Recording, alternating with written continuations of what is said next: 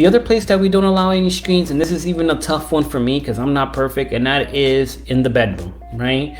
I found that, for me, it starts to get really tough for me to really have a good night's sleep if I'm looking to have, like, the phone next to me, or it's in my room, right? It's just so easy to get distracted, especially if you have notifications on.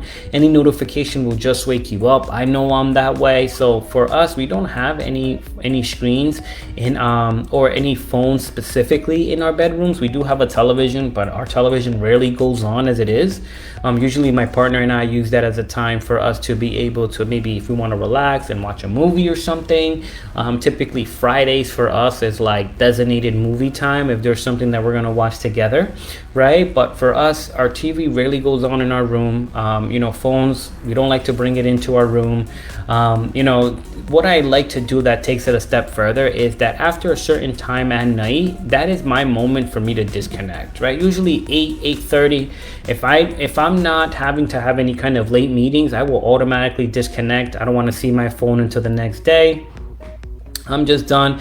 Gives me a few hours. I will read something before going to sleep to help me go to sleep. But those are times that are designated for that way. I'm not immersed in the screen, right? And those are the kind of things that I pass on to my children as well. They don't need to have any screens in their room. No television. Well, they have a TV in their room, but hardly goes on as well, right?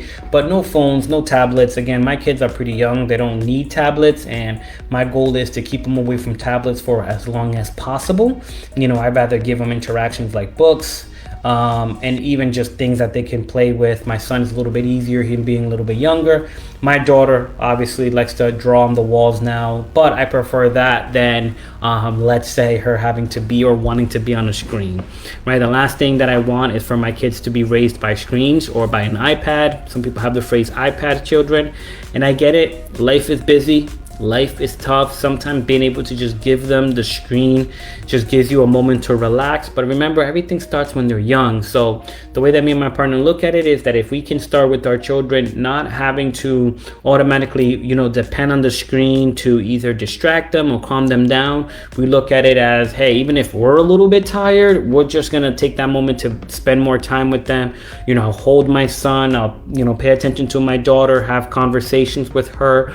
But the whole goal is not for me to turn to automatically relying on the screen in order to, babysit my children.